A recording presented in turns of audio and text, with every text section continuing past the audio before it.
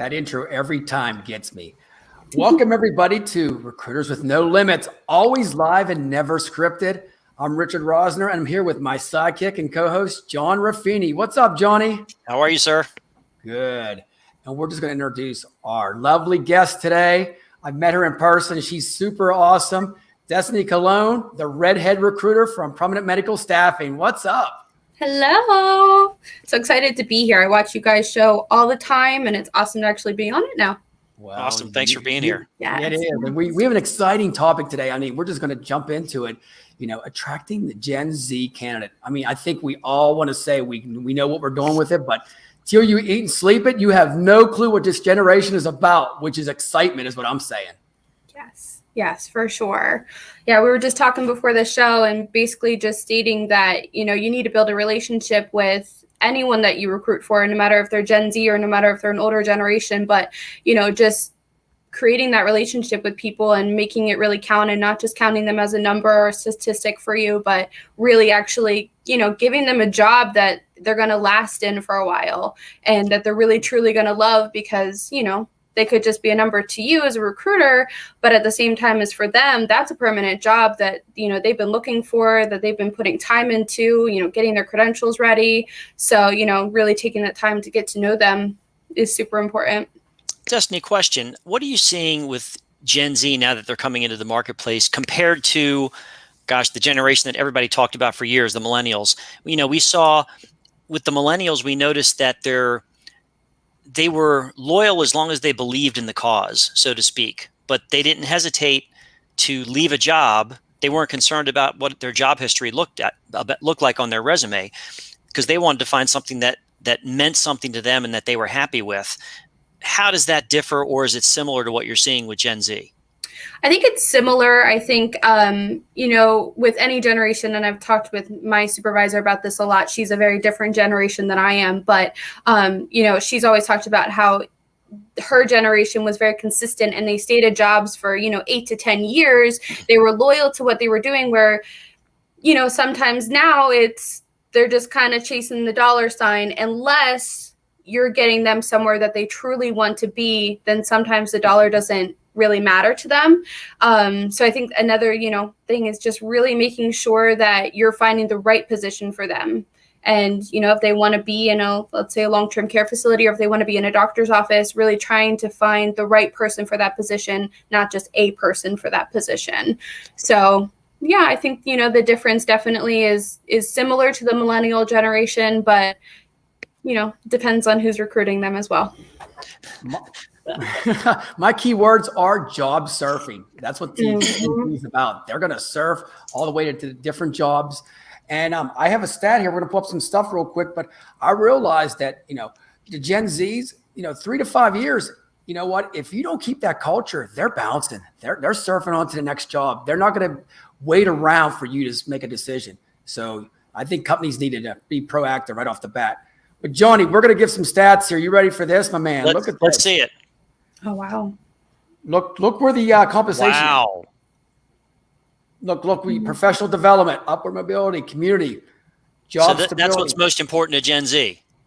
Professional. Exactly. And you know what's funny is what everybody throwing out there, dollar signs, and that's not where it's at right now. I mean, you got to be not exclusively now. No. And how do we attract the Gen Zs? You know, it's there's so many different ways. You guys are gonna laugh at this, but I'm gonna show you a clip right now. So I love Gen Zs. You know, my what age, did you do now, Richard? It is, but I think I act like a Gen Z every day. But that's my population. 90% of my workforce is the Gen Zs.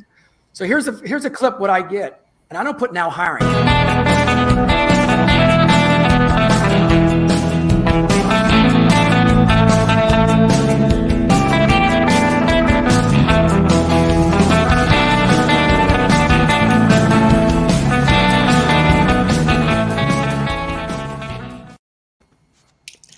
That's why you are who you are, man. I love what you do and the things that it's so unconventional. I love it. And people probably respond to it in waves. And you know what, Johnny, that had about 25 resumes in a week. Just that clip there. It didn't say now hiring or nothing. It was kind of rad. I want to say like a surfboard, right? And I think that's how we attract the Gen Zs. We got to be cool and listen to what they think. Well, and it reinforced what Destiny was saying, reinforced the fact that as recruiters, now more than ever, it's important to understand what your candidate wants. And it's not so much what you need to fill as much as it is what they want to do, because even if you place them, if you put them in the wrong job, they'll have no trouble leaving it. Right. You're right. And Destiny, I got to ask you, since you're a Gen Z recruiter, we're going to say that, right? What about investing in the culture? I mean, I think that's one of the top things that the Gen Zs are looking at. Are we on the right path here? Yeah, I mean, they just want to feel like they're included. I mean, just like any other generation where, when you used to post in the newspaper for years ago, probably before I was born, posted in, the newspaper. Thanks for saying that, Destiny. Thank you very much. Appreciate that. Johnny's the oldest one on the stage here. John, you're the oldest one in the room, so I can say that, right? That's fine. Yeah, I'm okay with that. I'm stuck in the middle. But yeah, you used to, post in those newspapers. Nowadays, that just doesn't really work anymore. No one's looking at newspapers. No one's really even looking at the news on their phone. What they're really looking at is they're looking at who is texting them and who is following up with them and who is making sure that, they're being the center. They want to know that they are being the only person that you're reaching out to. They want to know that they're kind of the center of attention for you and that you're focusing solely on them, because when you make them feel like you're solely focusing on them, that makes them feel special and it makes them feel like you truly want them for that position, not just to kind of fill a hole. That's huge. It's all about getting personal. Exactly. That's why I think you'd agree the days of, mass texting or mass emailing with a generic phrase in there, they're gone, long gone. Right. Yeah. Even sending Indeed, like when you have people come on Indeed, even sending Indeed messages, that's long gone at the same time. I mean, I text them, I give them, my personal phone number. They can text me anytime. Even after they've already been hired at a position, still having that relationship with them, because you're a recruiter, even after they're hired, you're still supposed to be their person they can come to if there's any issues or, if they just need to kind of vent a little bit. I mean, I've had that happen multiple times, and just being open with them and letting them know that that's okay. So I think that's a huge thing too, is just making sure that you're available at all times, no matter what day it is. You had mentioned something before we went on the air that I'd like to revisit. And when speaking with Gen Z, there was a discussion, because the millennial generation, it's like, oh, they just want to text and email. They don't really want that human interaction. You mentioned you're seeing something different with Gen Z. Yeah. So what I typically try and do, and I go live on Facebook, and I mean, I get so many more responses from going live on Facebook and posting on social medias and, doing all that, because you're on your phone 24 hours a day, pretty much. No matter if you're at work or not, you still have your phone right next to you. So if they see something that pops up on their phone, whether it is a text message or a social media post, they're going to look at that rather than answering the phone. 90% of the people nowadays don't listen to their voicemails. So you calling them and leaving them a voicemail is fine, but in reality, they're going to respond better to you as a text message. I know I've seen personally, especially in our nursing field and everything like that, nurses don't have time to answer the phones when they're on the floor. So texting them and just saying, hey, Destiny, Prominent Medical Staffing here, saw your resume, would love to speak to you further, and then giving your phone number is definitely a higher response rate than calling and leaving a voicemail. Oh, totally agree. There's a bunch of different mediums, and my guidance is always, you're probably going to get a higher probability response with one, but try them all. You never know what's going to happen, but you can't just use one. Right. Again, to your point, back in the day, voicemail was good. You'd leave one, and there was a probability if you left the right message that you get a call back. Now, people aren't checking voicemails; they're not necessarily even checking emails. So you've got to really know your candidate base. Right. So right, John. And then when you get them on the phone, you ask them, what communication do you want? Do you want the Facebook Messenger? Do you want the text? Do you want the phone call or the email? Give them the options. Don't say, well, I'm going to email you, because they might never check their email. Right. I've run into so many Gen Zs that don't even know what their password is on their email. They're like, email, Hotmail, really? What's that? They're trying to figure out which email to send to you or give to you. They're like, should I give you the Gmail or the Yahoo? Or right. I don't know which one to give. And one thing that I'm going to have to add to this is on Indeed. That Indeed email that's embedded, a lot of people turn that off on their phone because they get bombarded by recruiters. So they don't even check that Indeed email a lot. Right.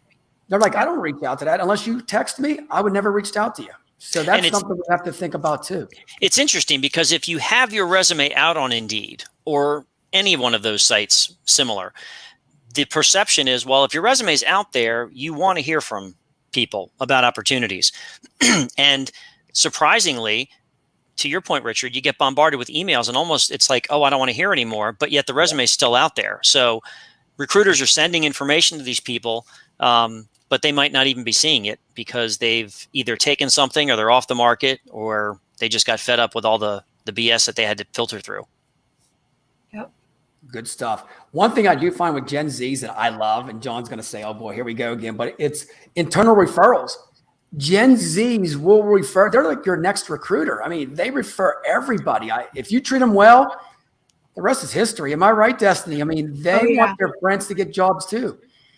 Yep. I mean, I've literally had nurses come in here and they're like, yeah, so-and-so told me about you. And they said that you're on your stuff. So I figured I'd give you a call. And I was like, oh, okay, great. Awesome. I like to hear that.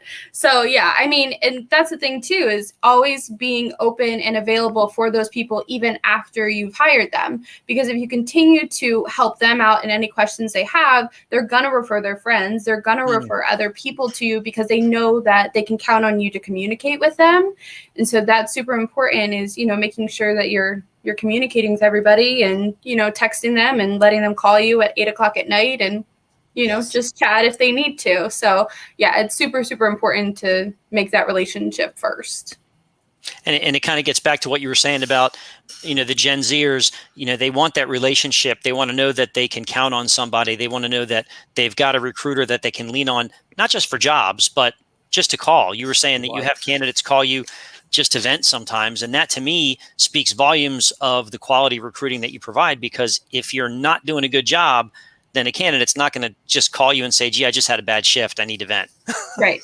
Exactly. If you're not building that relationship, then they don't feel like they can trust you to then call you and vent to you. Even if it's, just venting. And that's a lot of the times what it is people don't even want you to fix it. They just want you to listen to them and understand what they're going through. And that's just what you got to do. You got to work on the weekends. You got to, whether it's on a Saturday and they call you at 10 a.m. in the morning and you're answering the phone, that's just what you have to do. It's part of the job. Part of the lifestyle. Can you tell everybody out there again, the weekends? You have to work on the weekends? Yes, you have to work on the weekends. No matter, you've had to work the 60-hour week, you got to work. You got to do it. And that's how you recruit. Recruiting is never a 9 to 5. It never has been, never will be. If you want to be a good recruiter, or if you want to be a great recruiter and good at your craft, you've got to be available, to your point. Oh yeah. Exactly. And I think our generation now, the Gen Zs, that it's just, they want a coffee chat, beer chat. John hears me say this all the time, but they don't want that stiff person. I'm going to ask you 5 questions in 5 years. What are you going to do from now? I mean, that's not what they want. They want a joke. They want humor. They want entertainment. And Destiny, do you see that on your side? I mean, I think I'm a Gen Z right now, cloned. I mean, I'm excited. You're a Gen Z up here, Richard. But am I right on this, Destiny? I mean, you have to joke around with them and to really break that barrier. Oh yeah, for sure. I mean, I can definitely relate to a lot of like the moms that come in who are nurses and everything like that. I'm like, oh yeah, I have, a year and a half old. I completely understand that. I completely understand the boy crazy. And then they start laughing. And then again, they open up and they're comfortable. So then they start, whether it's, you're not just interviewing someone, you're getting to know somebody. It's kind of like a first date, to be honest. Love that you just said that. First date, except you're not actually dating them. You're just getting to know them for what they want, who they are, because then when they come back in to finish up their process, you're like, oh yeah, how are your kids? And then that's, again, building that relationship with them. They're like, oh my gosh, you remember that I have like 2 children? Yeah, of course I remember you have 2 children, even though I saw you like a month ago. So, building that relationship and just having that good connection with them is so, so important. And it's not just being a recruiter. You're just building relationships with every single person that you're with, whether it's, for an MA job or an LPN job, you still are building that relationship with them. I love what you just said. It's more about getting to know the person, treating them like a person and not like a transaction. Right. And there's got to be a level of transparency. As recruiters, we want our candidates to be transparent with us. Give us the true skinny, whether it's good, bad, or indifferent. They're going to want to know about us too. So if we're asking to get to know them, we've got to be prepared to open up and be a little bit vulnerable ourselves in order to build that trust and earn the respect in order to build a long-term relationship. So I love that you said that. Exactly. Yeah.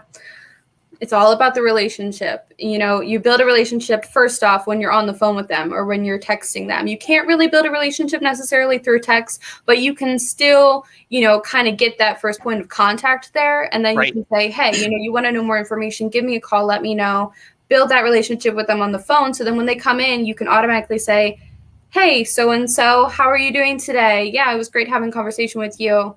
Yep, come on back with me. We'll interview and we'll do everything else. And then you keep building it along the way as well. So super, super important. It is. And then even sometimes, I'm sure we've all had this, you get a text that's not supposed to be for you. And you're like, oh boy, wrong person. And I'm like, okay, I'll delete that. You can still come in for your interview, right? That's building that relationship. Always recruiting. Yes, exactly. You're so right, Destiny, that so many people, and me and John were a staffing world, they talk about it, but nobody does it. There's so many out there still that needs to get out there on the streets and ask the Gen Zs what they want. I think that's the biggest thing. Ask them what they want. Don't tell them what we have. Right. Exactly. That's one of the first questions I ask them, even when I'm on the phone with them. I'm like, okay, what are you looking for? Because if we don't have what you're looking for, I can definitely find you something for sure. If you're, a medical assistant, I don't have a medical assistant position. All right, I'm on the hunt. I'm on the hunt to look for you. What area do you live in? What do you want? What's your salary range? What are you looking for? And then I find you a position. So it's, even a relationship, like I had an MA who called me today. We're looking for MAs. So sure, absolutely. I could definitely help you out. Not a problem, and even if they're not in the medical field, still trying to find them a position, because there's people who want to work right now. And there's people who, don't want to work, and that's okay. But, at the same time, that's a big struggle for us too, is trying to find people who actually want to work and who actually want to come in for an interview, do the whole process, get everything done, and then actually want to go out to work as well. So finding the right people rather than just finding people. And that's so true. You said it's okay for a candidate to say, no, I'm not interested, or I'm getting health benefits and state government stuff. I tell everybody, ask them that. Then you ain't wasting their time.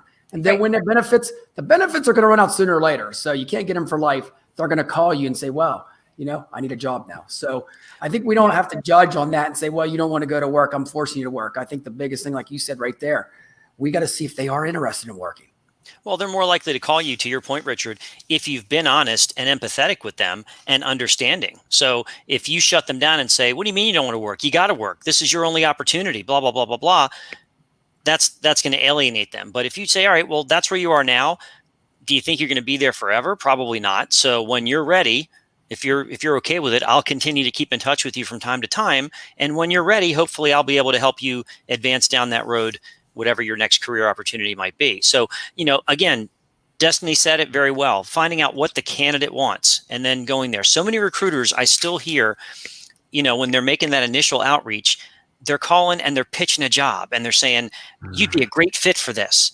And I'm like, hold the brakes. You don't even know that person. How can you say that they're going to be a great fit? Get to know them first and then present an opportunity that would be of interest to them. And to your point earlier, Richard, that's still, a lot of recruiters haven't made that connection yet. And they're still practicing the ways of 10 years ago.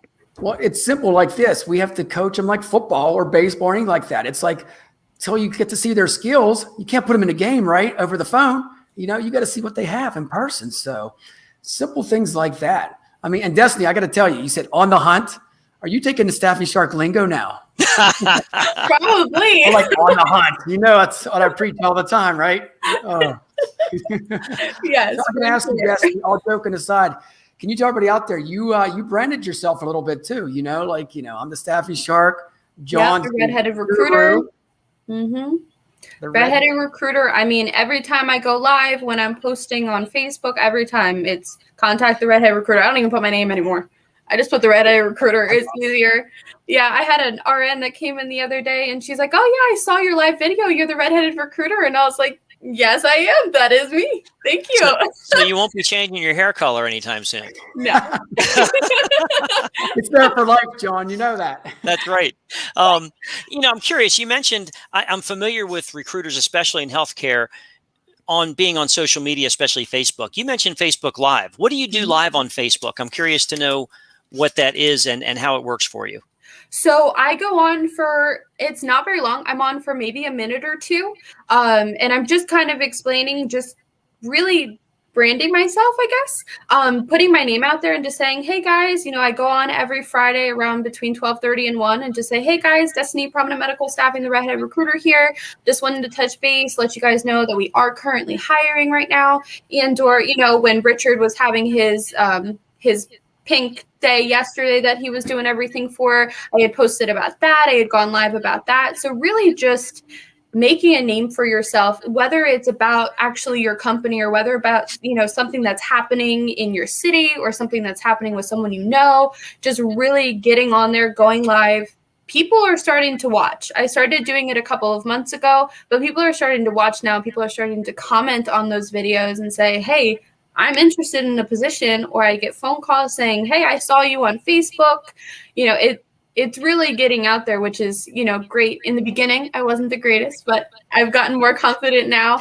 Well, I love that you've been consistent because it takes time to build that following. And what I admire is that you're not just posting text ads or print ads or photos. You said, all right, I'm going to go live. So again, exploring all the different options and putting yourself out there. I think that's awesome. Yeah. Well, I will give all the credit to my manager. Denise is phenomenal. And she said it. She's like, I don't see any other staffing agencies doing it. She's like, so you're going to go live. And I said, okay, sounds good. I'll be live on Friday. But yeah, so she started that all off and I've kind of taken it off from there. But yeah, it's great exposure. Even if one or two people are watching, then we have all the people who work here, then they share it on their social media. Oh, yeah. And then just keeps broadening out every time. And John, it brings all kind of different aspects into it. So Destiny, tell John about the incident we had with Facebook Live when I did one from Pittsburgh to your place. Oh, yes. We were doing it with an RN. Richard was here and we had an RN that came in and she was doing an interview and Richard went live with her right there in the middle of the office and was like, I'm here at Prominent Medical Staffing. Right, man. But no, tell him about the other one where the lady came out and thought I was talking about the truck. Talking to the truck. Oh, yes. Oh, my lands. Yeah. So he was outside of I think it was a urology center. Yes. And we were talking to each other on Zoom and this lady, the administrator of the urology center, came out and she thought he was crazy. Like all the nurses inside were like, are you okay, sir? Like, what's going on? And she was like, well, you were talking to the truck. So we didn't know if, you needed help. And she came out and she was talking to him and he was like, no, I don't need help. Oh my gosh. I had my tripod, John, with my phone, so they didn't see that. And I'm talking to Destiny real loud, and they thought I was talking to the truck, and I was nuts. They were going to haul you away. Yeah, they really were. Like, I was just worried about you. I'm like, no, I'm okay. She's like, oh, you can record all you want. I'm like, she said, everybody's looking out the windows, and this guy's screaming at this truck. Right, and he was yelling too. It was like windy outside, and he was in a parking lot. So yes, it was funny. Oh, that's great. Stuff like that is great. That's what attracts, everybody to it, man. Destiny's doing a great job with that, John. And I tell every recruiter out there, me, I eat and sleep that. Get out there and do lives. I mean, if they're funny, if the wind's blowing or whatever, just do it. Right. Exactly. Put yourself out there and be, try and be different because there's a whole bunch of recruiters out there going after the same candidate base. Yep.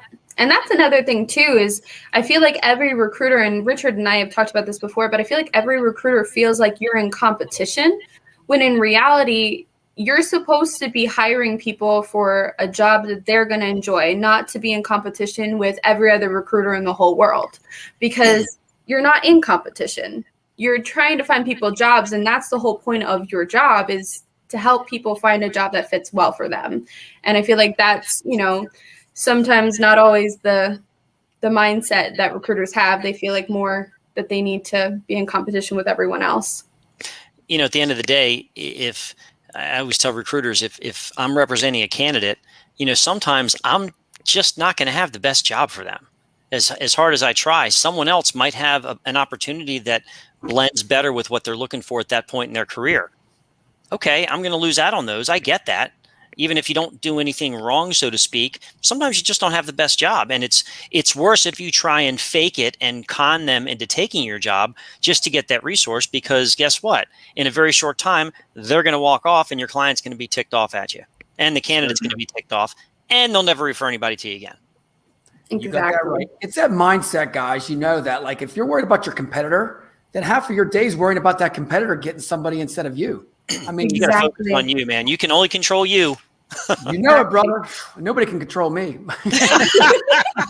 Not even yourself, Richard, sometimes. Oh, you never know. But hey, Destiny, I want to ask you now, job descriptions. That's a big thing that comes up with Gen Zs. And that, I mean, you see paragraph after paragraph. What are you seeing with your generation now? What are they looking for in a job description? They want short, simple, and sweet. They don't want a lengthy 5-paragraph description of every single thing they're going to do. And especially in my field, they're nurses. They went to school for this. They understand what the job duties are of what they're doing. They don't need a 5-page, basically essay telling them exactly what they're going to be doing. They want to know how much they're going to get paid. They want to know what the schedules are and if it's a flexible schedule. They want to know if they're going to have benefits. And sometimes benefits don't even matter to them. Sometimes they just want to work and want to get the amounts that they're getting. But it's short, simple, and sweet is what they want. They don't want to read a long paragraph of everything they're doing. They already know what they need to do. I am amazed how many job postings still have, this job requires, must have this, must have that. I'm like, just tell me why I should apply to your job. That's it. Because to your point, Destiny, if you're recruiting an ICU nurse, well, an ICU nurse knows what the requirements are for the job. They've gone to school with it. They've done it before. They know what they're going to do. It's just a matter of, why should I do it at your company? So what's the difference? Sell the sizzle, sell the dream. Give me an idea of what's the benefit to me to go work for this company versus where I am. We're wasting a lot of time and space putting up those generic, job descriptions from days gone by. It doesn't do anybody any good. Well, who reads anymore, guys? Does anybody read a book anymore? Less than 1% of Americans read one book a year. Wow. So if you read one book a year, you're better than most. Wow. So what is it? Netflix and Hulu? That killed the bookstore, right? Yes.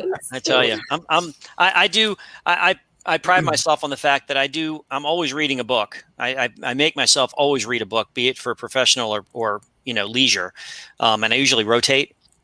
But I am very guilty, especially during COVID. I have watched so much content on Netflix and Amazon Prime and Hulu and Disney Plus, you name it. If nothing else, it's confirmed the fact that there is an endless amount of content out there. You'll never get to a point where you say, "Oh, I've watched everything." It's crazy. Right. John, are you watching Tiger King? No, I watched that a long time ago, Richard. Tiger King 2 is coming out. Cobra Kai too. God help. Hey, I got to ask you another one on videos. What do you think of captions? I've been reading so much that people like to read the captions when they're at the airport and stuff, and stuff like that. What do you think on that end? Oh, you're asking me. Sorry. Hey, recruiter, you're up. You. Captions are always great. I think a big thing is, like I said, short and simple. If it's a long, super long caption, no one's going to read it. No one's going to take the time to look at it.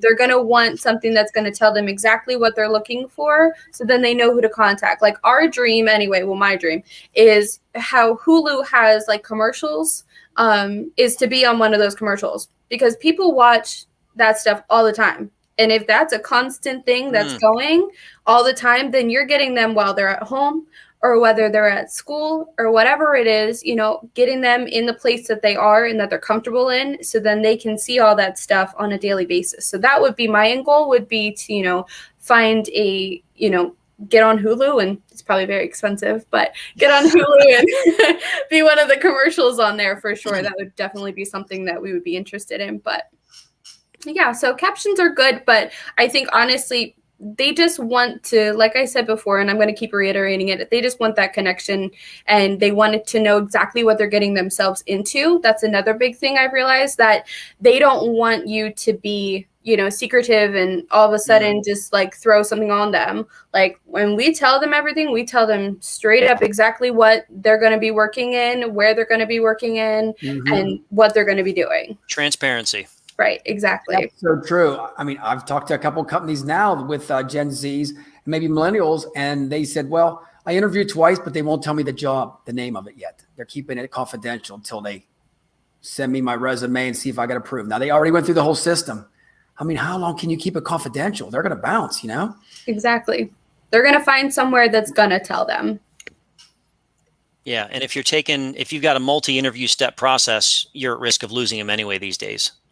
Yes. Again, with the short and simple, they want to come in for their interview. They want to know whether they're hired or not.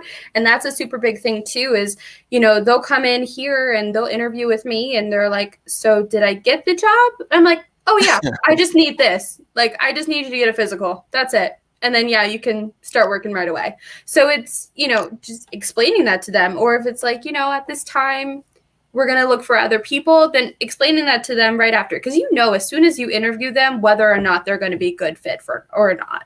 And there's no point in making them wait when, if you really truly don't have something for them, then let them go out and look for something that's really going to work for them. Don't just wait and try and hold on to them just for your purposes. Yep.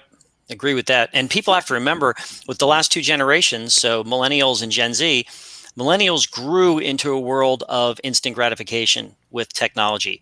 Gen Z was born into it. They're the first generation that is born into technology. So that's what they've grown up with. Everything is at their fingertips. So to your point, Destiny, they want to know, all right, you want me or don't want me? If not, that's fine. I'm going to move over here, but don't, you know, string me along because I don't have time for that. Exactly. Or the ones who want to start working right away too. They're like, okay, can I go out tomorrow? And I'm like, yeah, sure, you can go out tomorrow. That's up to you. So yeah, I mean, they want to know. And a lot of the times the work ethic and stuff like that, I feel like I have seen improvements with the work ethic, where they do want to go out. They do want to start working. Whereas I feel like there was that section there where people just kind of wanted to work here and there, but now they're really wanting to go out and they're really wanting to work, and, you know, and they're working hard. I mean, that's a great thing. Exactly.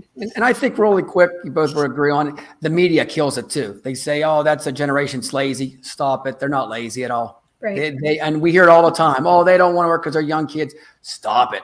Gen Zs, I'm your rep. So when I run for president, vote for me. Hey, Johnny, any final thoughts on this? I mean, man, we can go on and on about this subject. You know, I can't thank Destiny enough for taking time out to be with us and sharing her knowledge. What rang true is, I'm going to go back to the fact that she just re-emphasized that, you know, Gen Z and in general, but since Gen Z is the growing market now, it's all about building that relationship and building that transparent connection with the candidate and getting to know them as a person, being more focused on that and what's in their best interest than what's in your best interest as a recruiter. Because at the end, whatever is their best interest should be your best interest. Exactly. You're here to work for them, not the other way around. So true. Well, Destiny, hey, thank you so much. I'm going to leave it on this note. Gen Zs, they're always in the spotlight, right? So put them in the spotlight. They're on all social media platforms, TikTok dancing. So make them feel special, just like a video. And the rest is history. Hey, thank you so much, Destiny. Once again, you're doing a great job. The redhead recruiter. She's a true rock star, Johnny. We'll be seeing her future. Yes, everywhere. we will. Alrighty, guys. Take care, guys. We'll talk to you soon. Take care.